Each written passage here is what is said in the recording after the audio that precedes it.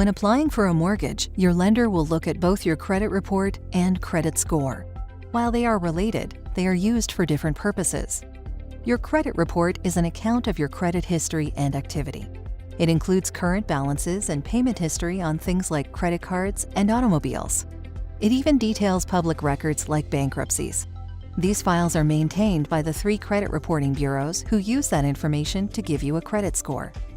Your credit score, known as a FICO, is a numerical calculation based on an algorithm that measures the activity in your credit report. The higher your credit score, the better. Each score from the bureaus may be slightly different, but there are 5 factors that affect your credit score to varying degrees. Payment history. Are you making your payments on time? Amount owed.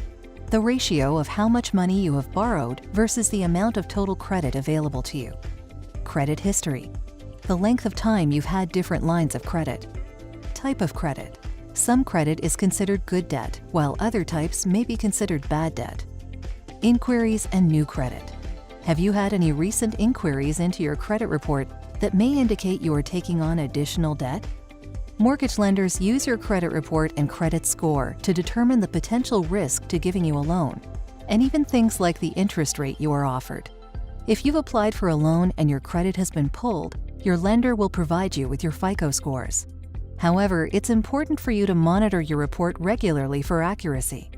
Law requires that each of the bureaus provide a free copy of your credit report once every 12 months. Take advantage by going to annualcreditreport.com and get your copy from one of the 3 bureaus every 4 months. Happy house hunting!